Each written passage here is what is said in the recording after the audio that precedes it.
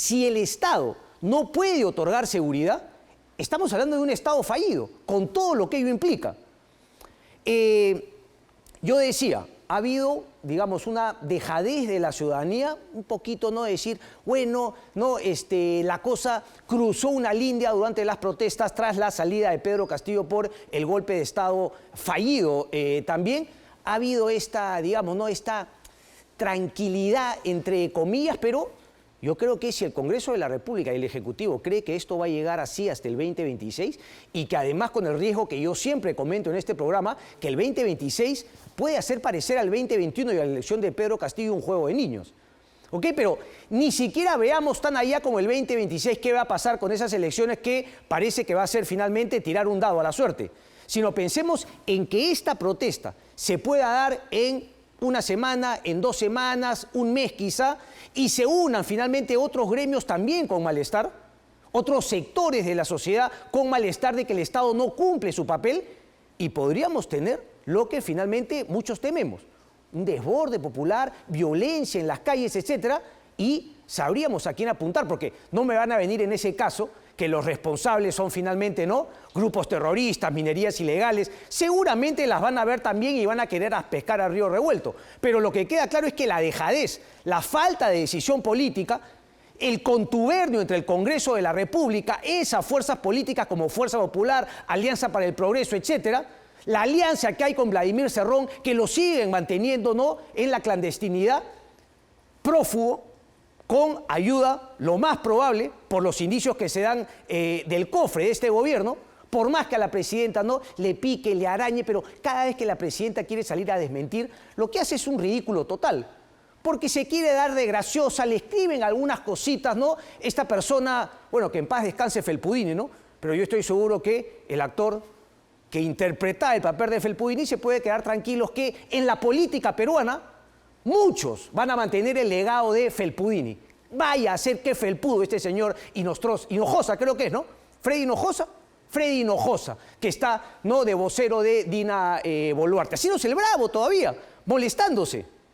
Ahora, lo que es más penoso decir es que Hinojosa sabe hablar mejor que la presidenta Dina Boluarte, que cuando quiere hacer esos comentarios, esas bromas, repito, lo único que hace es un ridículo mayor. Decía entonces, la cosa puede crecer y se puede desbordar. No, pero ¿cómo habla Judval? Que está promoviendo la violencia. Viejo, no seamos cacasenos.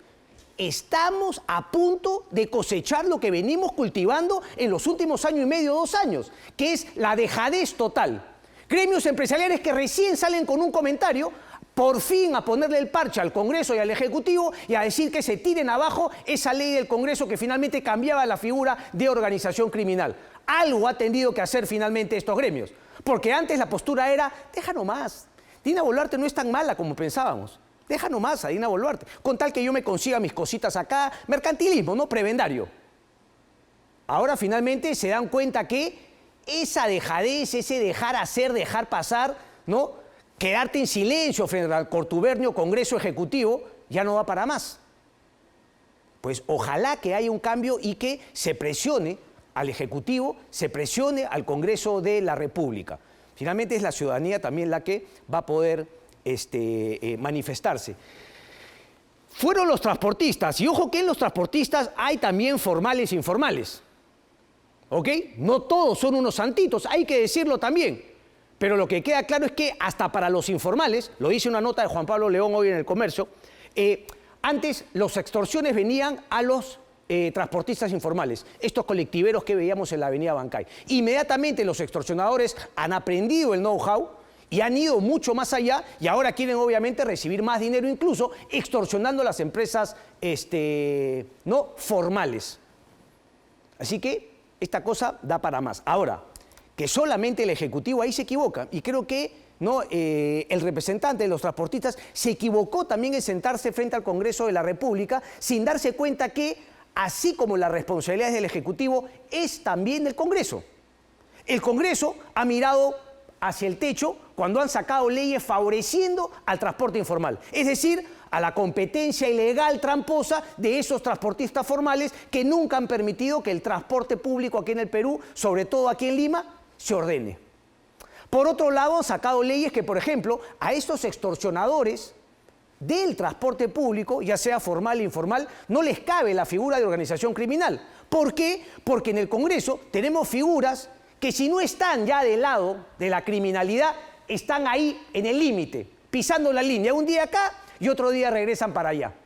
Y obviamente, ante la situación de sus líderes y de miembros de sus agrupaciones políticas, han empezado a sacar leyes no pensando en señores transportistas, en nosotros ciudadanos, que podemos ser víctimas de la delincuencia organizada en cualquier momento. No, no, no.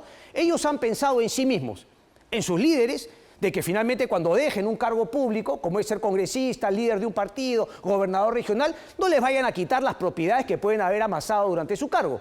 No los vayan a querer meter preso, no les vayan a poder finalmente sancionar al partido político. Es decir, no han hecho nada pensando en la realidad del país y en los 30 millones y más de peruanos, sino en sus intereses personales. No hay manera que se pueda luchar contra la inseguridad ciudadana si es que no corregimos el Ministerio Público trabajando de la mano con el Poder Judicial, y aquí obviamente hay la separación de poderes. El Ministerio Público acusa, ¿ok?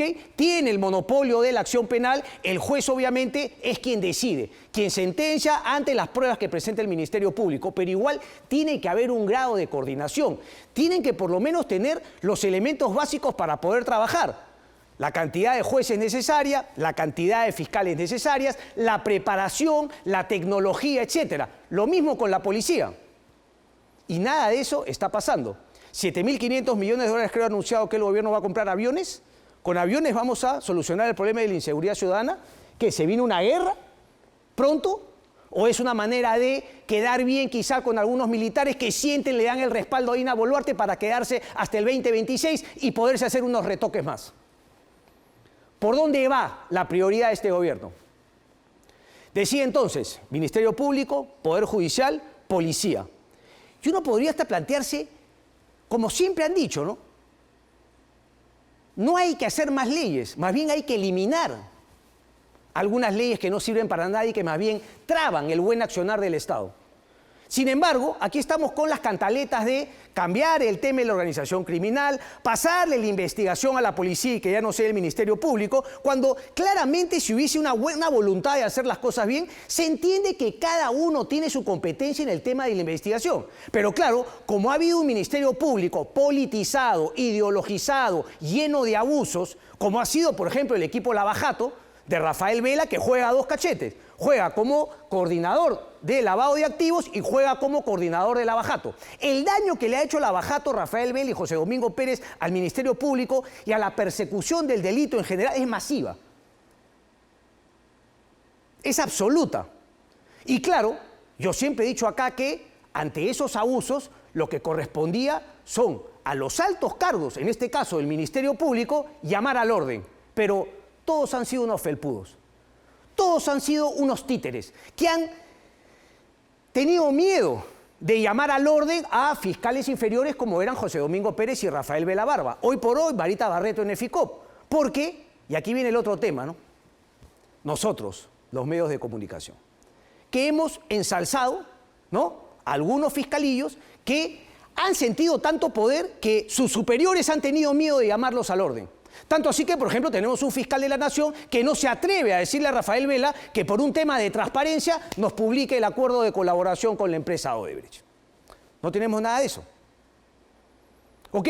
Entonces, claro, ante esa inacción del propio Ministerio Público de reformarse, de corregirse, viene la cantaleta de que el Congreso lo va a corregir. ¿Cómo va a corregir algo un Congreso que es aún peor que las entidades que quiere corregir? Un Congreso que tiene una comisión de ética que es un chiste y que tiene a casi el 80% no dispuesto, sino que debería pasar por la comisión de ética y ser sancionados y seguramente ser separados. Pero no.